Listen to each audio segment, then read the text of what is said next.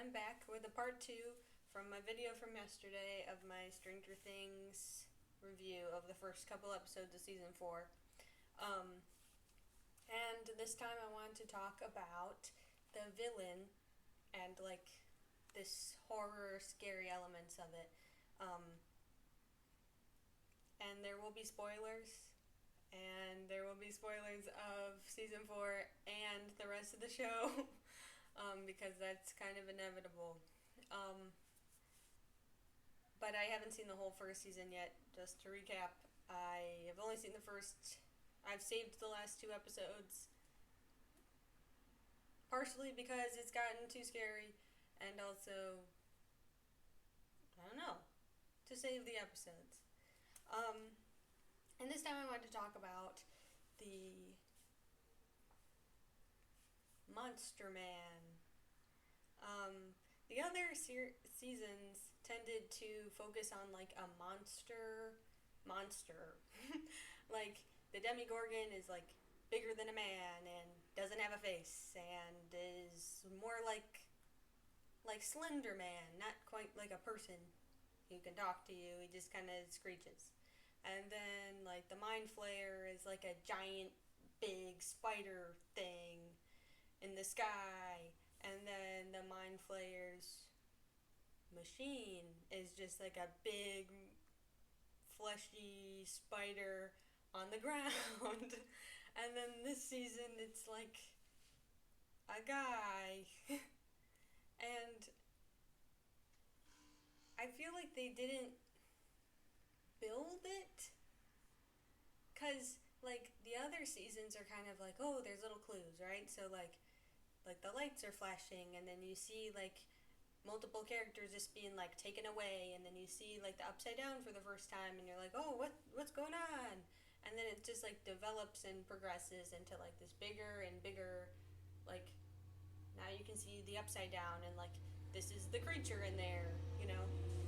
And then um like season 2 starts off with like the crops dying, and then like Will is like slowly whatevering, and then getting weird. Like you notice like, oh, he kind of flashes back and forth between the upside down, so like something wacky's happening and something's building in the distance. And Dustin finds this weird little slug thing that looks like it's from the upside down, and he doesn't know, so you're kind of like, oh no, what's that thing? And then also like, oh, a new upside down creature. And then it like starts building, and you can see like, oh, it transforms, and then you're like, oh, so that's the Demigorgon, and it's like a new little beastie that they have to fight. And then season 3, it's like the rats start exploding right away, and you're like, what's going on? And then you see like the big creature like summoning them, and then it's like the slime can move, and it's like sentient, and like that it has to do with the upside down, but it's like hinted and building, and like you don't know why those rats are exploding. And then it like each episode it's like, oh, the Mind Flayer is still here, and now Billy is the conduit. And then season 3 is kind of like, here's a bunch of new characters, um, and now they're dead. But there isn't, like they show like Max like taking Tylenol, and that's supposed to be the hint. But you can take Tylenol for any reason, especially as a teenage girl. And I was thinking more because she was being moody and standoffish that she was abusing painkillers, not that she was like taking them for a real headache. Like that's how it came across when I watched it the first time. Um, and then like the first girl to be killed, like it's a brand new monster, and he's already like a dude. Like he's not building to anything. He's just already there. And she seems to be dealing with this for a bit, and she seems to like kind of know who he is almost. Like, oh yeah, that's that guy. And I don't. And then then she just kind of dies right away. So that's more of like a traditional like horror movie trope where it's like introduce bad guy kills first victim, and then the plot happens. Except like the second death was also pretty much just as vague, and like the first girl's like reason for being a victim doesn't super correlate with the second victim. Like, I mean, having an eating disorder, or, yeah, she's implied to have an eating disorder. And then in her monster flashbacks, it's like her mom's voice being like, "You're overweight and I don't love you anymore." And so, like, while haunting and horrible to deal with, the second victim's thing about accidentally killing someone in a car crash, those are like not comparable. So it's like hard for me as an audience member to like feel that correlation. At one point, they show the guy like looking at everybody's minds and being like, "Oh, that guy's sad, and this guy's sad, and that guy's sad," and I can use like, "Oh, this guy's voice," and be like, "Oh, don't you feel guilty about this thing?" And then, you know what I mean? But like, and maybe they are trying to be like, "Oh, well, these are people who are being like haunted by things, and Elle is being bullied at school. So if she goes to Hawkins, the thingy is gonna be like, oh, I'm gonna be the mean girl and yell at you, and I'm gonna make you feel bad for hitting her in the face." Is that what they're gonna do? Is that I? That's so. Yeah. Oh jeez. But then I don't. Are you kidding? That's such a cheap shot. It like they're filming it like a horror movie, like a standalone horror where you don't know this villain at all. Instead of like the other seasons that were like building and building and building the idea of the upside down and like developing that. But so far, we don't know the guy's goals. We don't know who he is. We don't know like why he's here now. We don't know why he's going so slow with his victims. We don't know why he can't just kill them and eat them right away like the Mind Flayer did in the last season. We don't know if he's got a quota. We don't know if he is targeting teenagers specifically, but we know he's not because of that crazy guy's family. Crazy guy. He's not actually crazy. He was just like the first little family that we know of so far. The guy in the ward, we know that his family was all victims and they were every age. Well, they were children and adults, not teenagers. Um, we don't know why he's targeting teenagers right now. We don't know if he's related to the Mind Flayer. We don't know why he's attached to that house. We don't know who the bats are. We don't see any demi-dogs or demigorgons or anything. He seems completely unrelated to that stuff.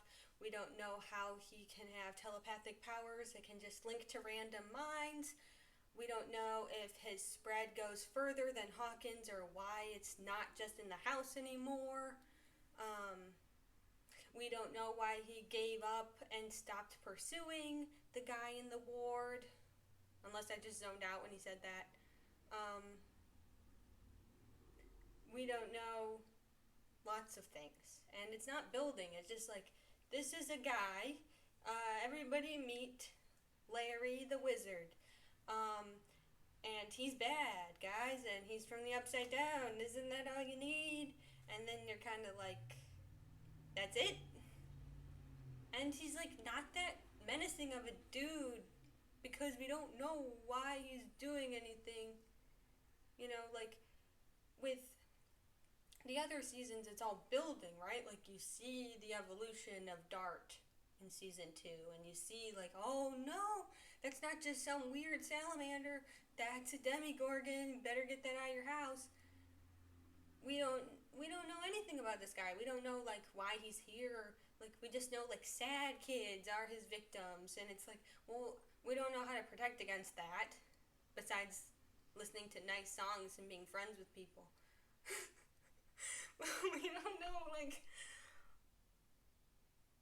why he's here, or if he's got ulterior motives, or if he's planning on doing something with those bodies that he's keeping at his house.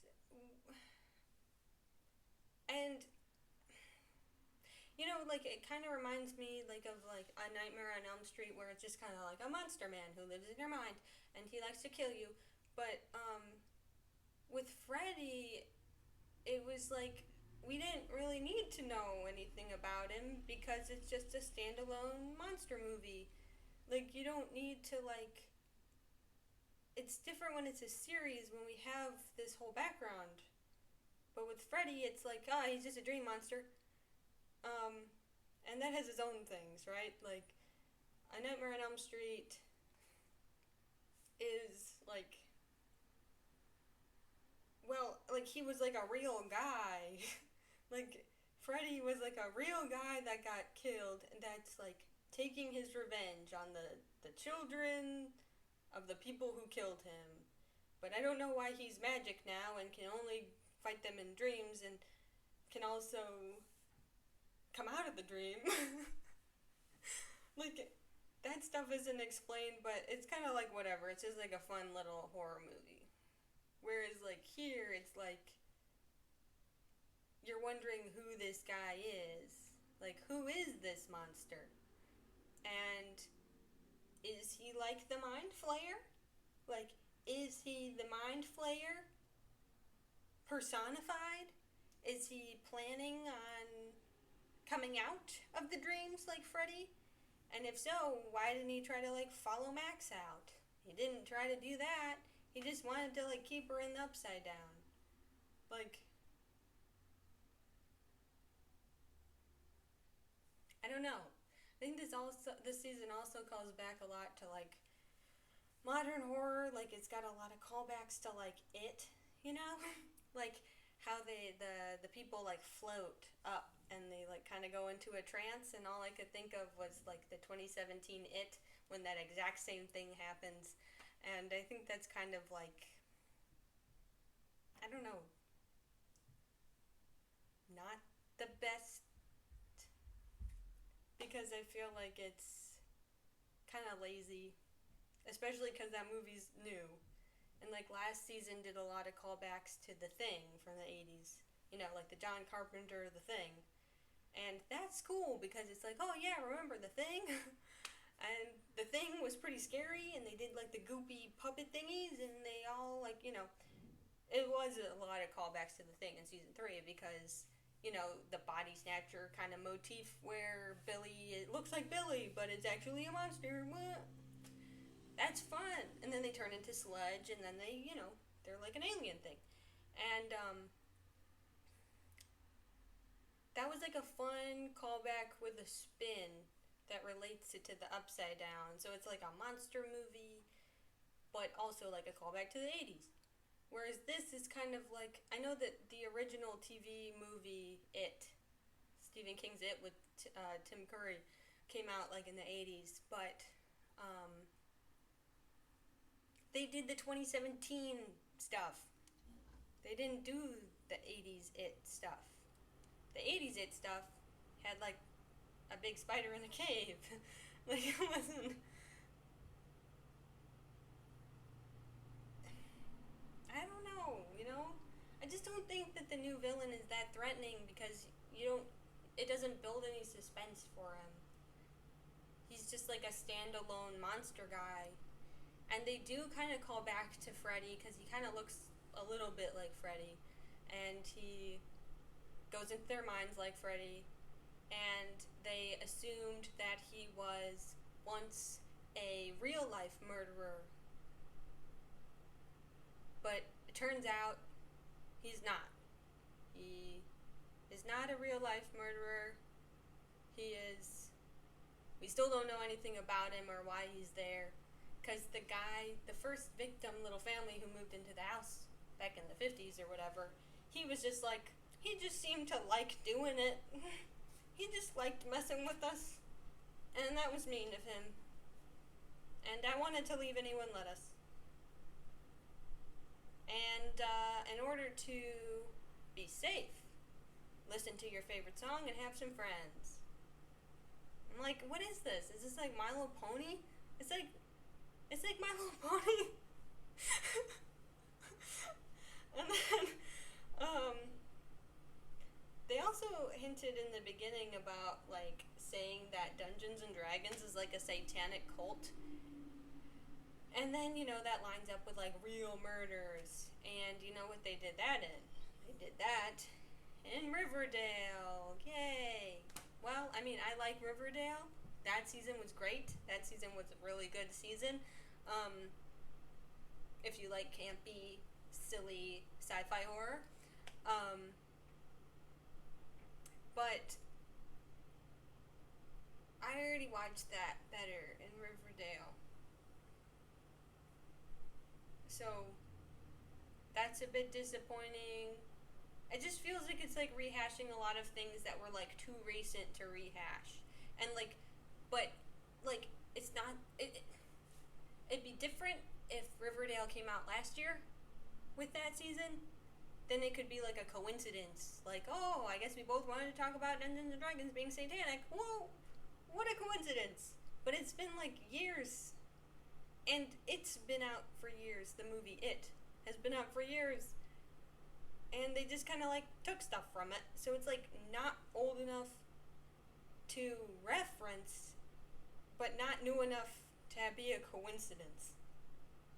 It just kind of feels like they watched Riverdale and they watched It 2017 and they're like, that's scary. We'll go with that. Cool. Let's just hope nobody's seen Riverdale. We can't hope that they didn't see It because Finn Wolfhard's in it, so they're like kind of making that reference like automatically. I don't know. And as a side note, I'm not from the 80s, but I have listened to Kate Bush, and if you were in like a super depressed, kind of sad state, I don't think Kate Bush would pull you out of it. Kate Bush is kind of scary sounds.